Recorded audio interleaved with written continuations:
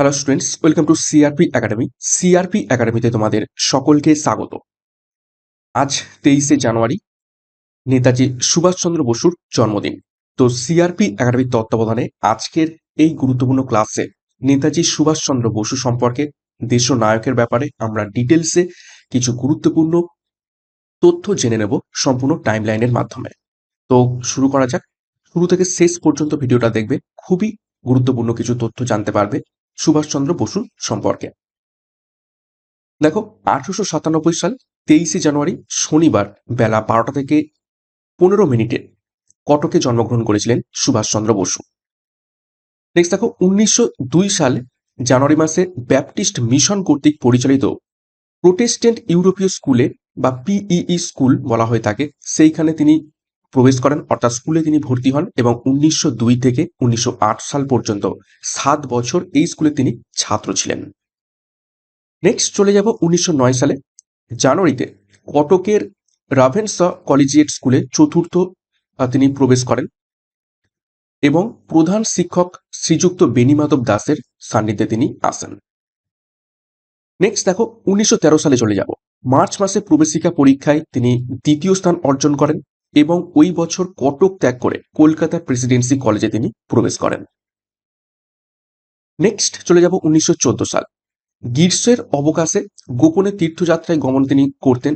যখনই গরমকাল পড়তো তখনই তিনি তীর্থযাত্রায় গমন করতেন এবং উত্তেজনাপূর্ণ অভিজ্ঞতার পর গৃহে প্রত্যাবর্তন করতেন এবং 1914 সালে টাইফয়েড রোগে তিনি আক্রান্ত হন এবং প্রথম মহাযুদ্ধের সূচনা সেই বছর হয়। প্রথম মহাযুদ্ধ মানে এখানে প্রথম বিশ্বযুদ্ধ 1914 সাল, সেইখানে প্রথম বিশ্বযুদ্ধের সূচনা হয়, এখানেও কিন্তু দেয়া হয়েছে। নেক্সট যে গুরুত্বপূর্ণ সাল সেটা হচ্ছে 1915 সাল। 1915 সালে তিনি ইন্টারমিডিয়েট পরীক্ষাতে প্রথম বিভাগে উত্তীর্ণ হন। দর্শনে অনার্স সহ ডিগ্রি পরীক্ষায় ভালো ফল করার সংকল্প তিনি নেন। নেক্সট চলে যাব 1916 সাল। অধ্যাপক ওটেনের ভারতীয় ছাত্রদের প্রতি দুর্ব্যবহারের প্রতিবাদে প্রেসিডেন্সি কলেজে ছাত্র ধর্মঘট ডাকা হয়। অধ্যাপক ওটেন লাঞ্ছনার ঘটনায় দোষী রূপে কলেজ এবং বিশ্ববিদ্যালয় থেকে বহিষ্কার করা হয় নেতাজি সুভাষচন্দ্র বসুকে। অধ্যাপকের এই সিদ্ধান্তে ভবিষ্যৎ জীবনের গতি নির্ধারিত হলো, আত্মবিশ্বাস এবং উদ্যমশীলতা গড়ে উঠল। অর্থাৎ নেতাজি সুভাষচন্দ্র বসুর একটা গুরুত্বপূর্ণ ঘটনা তোমরা জানো যে তার অধ্যাপককেই টেনে চড় মেরেছিলেন নেতাজি সুভাষচন্দ্র বসু, জাস্ট ভারতীয়দের তিনি অপমান করেছিলেন বলে। তো সেই ক্ষেত্রে নেতাজি সুভাষচন্দ্র বসুকে বিশ্ববিদ্যালয় থেকে বহিষ্কার করা হয়েছিল এবং সেই বহিষ্কারের পর থেকেই নিজে আত্মবিশ্বাস পেয়েছিলেন ভারতবর্ষকে স্বাধীনতা করার জন্য। নেক্সট চলে যাব 1917 সাল।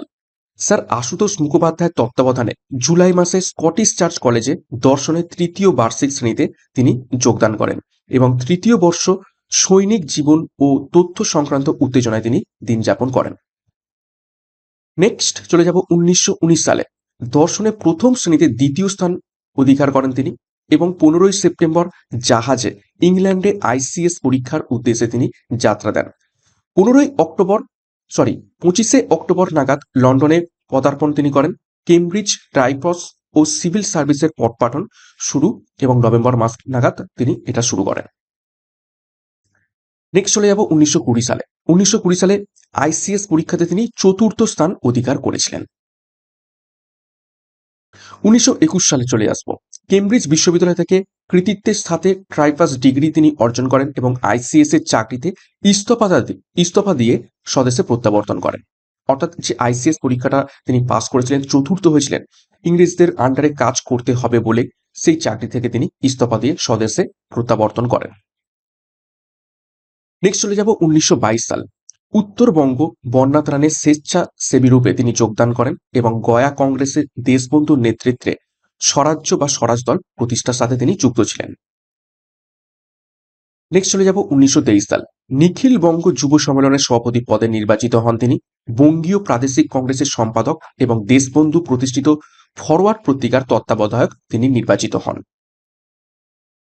1924 সালে স্বরাজ্য দলের কলিকাতা মিউনিসিপ্যালিটির নির্বাচনে তিনি জয়লাভ করেন এবং মেয়র দেশবন্ধু চিত্তরঞ্জন দাস ও সুভাষচন্দ্র বসুর চিফ এক্সিকিউটিভ অফিসারের পদ তিনি গ্রহণ করেন।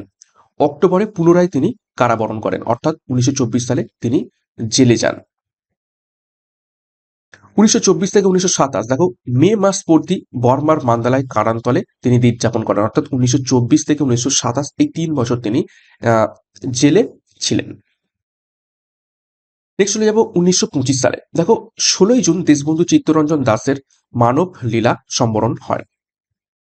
নেক্সট 1926 বন্দি অবস্থায় বঙ্গীয় ব্যবস্থাপক সভায় নির্বাচিত তিনি হয়েছিলেন। নেক্সট দেখো 1927 ডিসেম্বর নিখিল ভারত কংগ্রেস কমিটির সাধারণ সম্পাদক পদে তিনি বৃত হন। নেক্সট 1928 দেখবো 1928 মে মাসে তিনি জেল থেকে ছাড়া পেয়ে গিয়েছেন অলরেডি। তো মহারাষ্ট্র প্রাদেশিক সম্মেলন সভাপতির ভাষণ প্রদান তিনি করেন। ডিসেম্বর জাতীয় কংগ্রেসের কলিকাতা অধিবেশনে স্বেচ্ছাসেবক বাহিনী গঠন এবং জেনারেল অফিসার কমান্ডিং পদগ্রহণ তিনি করেন। ঔপনিবেশিক স্বায়ত্তশাসন প্রস্তাবের বিরোধিতা এবং পূর্ণ স্বাধীনতার দাবিতে তিনি যোগদান করেন। নেক্সট দেখো 1929 সাল, খুবই গুরুত্বপূর্ণ সাল নেতাজির জন্য।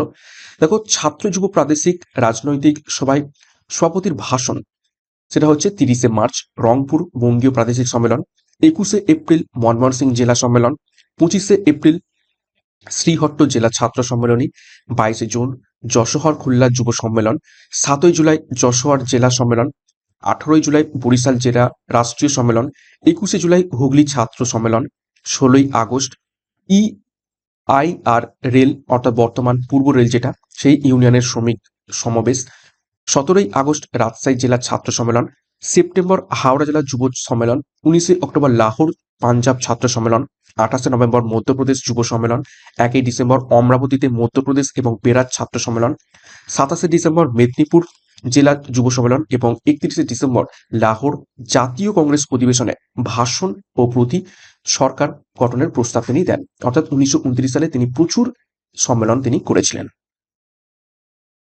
নেক্সট চলে যাবো 1930 জানুয়ারিতে তিনি আবার কারাবরণ করেন, অর্থাৎ আবার তাকে জেলে প্রেরণ করা হয় ব্রিটিশের মাধ্যমে। আগস্টে বন্দি অবস্থায় কলকাতা কর্পোরেশনের মেয়র হিসেবে তিনি নির্বাচিত হন। 1933 জেল থেকে ইউরোপে গমন করেন, অর্থাৎ জেল থেকে বেরিয়ে তিনি ইউরোপ গমন করেন।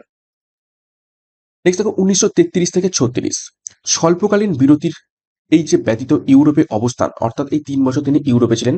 ইতালিতে মুসোলিনি, জার্মানিতে থিয়েরফেল্ডার এবং আয়ারল্যান্ডের ডি ভ্যালোর এবং ফ্রান্সে রোমা রোলার প্রমুখের সঙ্গে তিনি সাক্ষাৎ করেছিলেন এই 3 বছরে। নেক্সট 1936 11ই এপ্রিল স্বদেশে প্রত্যাবর্তন করেন, অর্থাৎ ভারতবর্ষে তিনি ফিরে আসেন ইউরোপ থেকে এবং বোম্বাইতে অবতরণ করেন এবং অবতরণ করা মাত্রই তিনি গ্রেপ্তার হন। নেক্সট 1936 থেকে 37 নেক্সট দেখো অন্তরীণ 17ই মার্চ তিনি মুক্তি এবং ইউরোপ গমন করেন, আবার তিনি ইউরোপে যান 17ই মার্চ মুক্তি পেয়ে। ইন্ডিয়া স্ট্রাগলের প্রকাশ এবং ডিসেম্বরে অসম্পূর্ণ আত্মজীবনী অ্যান্ড ইন্ডিয়া পিলগ্রিম তিনি রচনা করেন। তারপরে যে গুরুত্বপূর্ণ ঘটনা তার জীবনে সেটা হচ্ছে 1938 সালে, এটা খুবই খুবই গুরুত্বপূর্ণ। সেটা হচ্ছে জাতীয় কংগ্রেসের সভাপতি পদে তিনি নির্বাচিত হন। হরিপুরা অধিবেশন এটা ছিল 1938 সালে এবং হরিপুরা অধিবেশনে তিনি জাতীয় কংগ্রেস পদে সভাপতি হিসাবে নির্বাচিত হন এবং তিনি ঐতিহাসিক একটি ভাষণ দেন। নেক্সট 1939 ত্রিপুরী কংগ্রেস অধিবেশন রূপে। তো 1938 সালে হরিপুরাতে তিনি নির্বাচিত হয়েছিলেন এবং 1939 সালে ঠিক তার পরের বছর ত্রিপুরী কংগ্রেসে সভাপতি রূপে তিনি পুনর্নির্বাচিত হন এবং পদত্যাগ ও ফরওয়ার্ড ব্লক দল গঠন করেন 18ই অগাস্ট মহাজাতি সদন এবং এখানে কবিগুরুর কর্তৃক তিনি ভিত্তি স্থাপন করেন।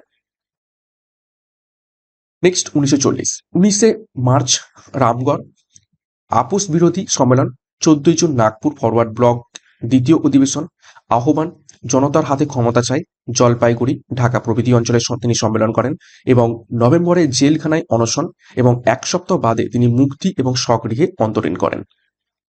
নেক্সট 1941 খুবই গুরুত্বপূর্ণ ঘটনা, 17ই জানুয়ারি গৃহত্যাগ এবং অন্তর্ধান হয়ে যান তিনি এবং 26শে জানুয়ারি অন্তর্ধান সংবাদ প্রকাশিত এবং প্রচারিত হয়।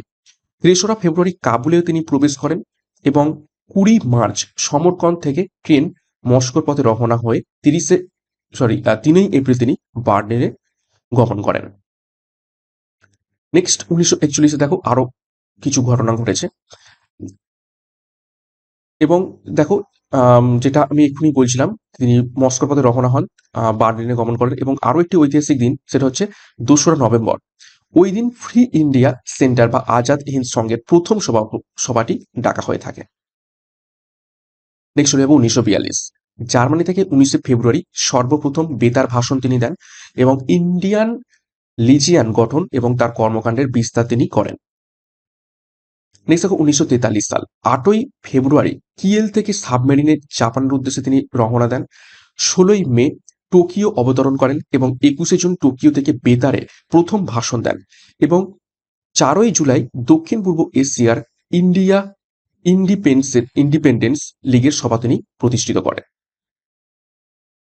নেক্সট 1943 দেখো সেই বছরই 5ই জুলাই সিঙ্গাপুর মিউনিসিপাল অফিসের সামনে ইন্ডিয়ান ইন্ডিপেন্ডেন্স লীগের সভাপতি রূপে জাতীয় সেনাবাহিনীর অভিবাদন তিনি গ্রহণ করেন এবং 21শে অক্টোবর আজাদ হিন্দ সরকার প্রতিষ্ঠা এবং শপথ বাক্য তিনি পাঠ করেন এবং 29শে ডিসেম্বর আন্দামান দ্বীপপুঞ্জ তিনি পরিদর্শন করেন।